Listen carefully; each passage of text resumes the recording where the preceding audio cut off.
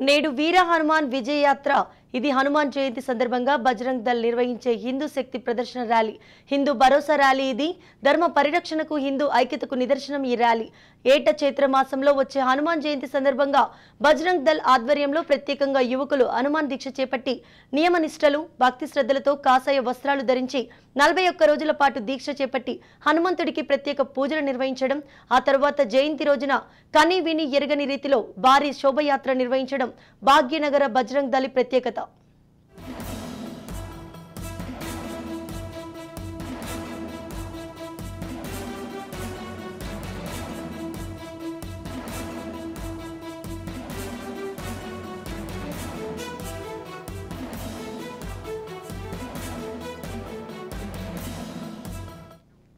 ఈసారి నిర్వహించే బజరంగ్ దళ్ శోభయాత్రకు ఓ ప్రత్యేకత ఉంది।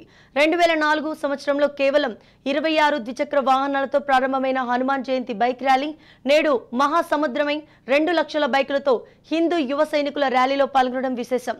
2004లో ప్రారంభమైన హనుమాన్ జయంతి కార్యక్రమాలు 2 దశాబ్దాలు పూర్తి చేసుకొని 3 దశాబ్దంలోకి అడుగుపెట్టడం సంతోషకరం। హనుమంతుడికి ప్రీతి పాత్రమైన దైవం శ్రీరాముడు 500 సంవత్సరాలు సుదీర్ఘ పోరాటం తర్వాత అయోధ్యలో భవ్యమైన రామ మందిరం నిర్మించడం కూడా ఇదే సంవత్సరం జరగడం యాదృచ్ఛికం।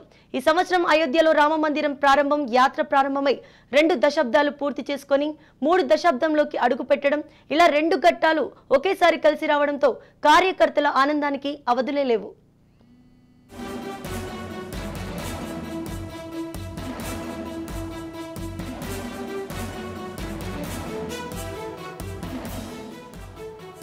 భాగ్యనగర్ కేంద్రంగా ప్రారంభమైన ఈ ర్యాలీలు నేడు తెలంగాణ రాష్ట్రంలోని అన్ని నగరాలతో పాటు జిల్లా మండల కేంద్రాలు గ్రామీణ ప్రాంతాల దాటుకొని కొడకొండలోని గిరిజన ప్రాంతంలో కూడా నేడు వీర హనుమాన్ విజయ యాత్రలు దిగ్విజయంగా కొనసాగుతున్నాయి। విశ్వ హిందూ పరిషత్ బజరంగ్ దళ్ సాధించిన విజయం ఆయా గ్రామ సీమల్లో విశ్వ హిందూ పరిషత్ కమిటీలు లేకపోయినప్పటికీ యువకులంతా సంఘటితమై హనుమంతుడికి భక్తి శ్రద్ధలతో పూజలు నిర్వహించి కాషాయ జెండాలు చేతబట్టి వైభవంగా ర్యాలీలు నిర్వహిస్తుండటంతో హిందూ సంఘటనకు ప్రతిరూపం। తెలంగాణ రాష్ట్రంలో అధికారిక లెక్కల ప్రకారమే దాదాపు 3500 గ్రామాల్లో వీర హనుమాన్ విజయయాత్ర కార్యక్రమాలు కొనసాగుతున్నాయి। వినాయక చవితి ఉత్సవాలు అంటే ముంబై పూణేకు ఎంతటి ప్రాముఖ్యత ఉంటుందో హనుమాన్ జయంతి అంటే దేశవ్యాప్తంగా భాగ్యనగర్కు అంతే ప్రాముఖ్యం కూడా ఉంటుంది।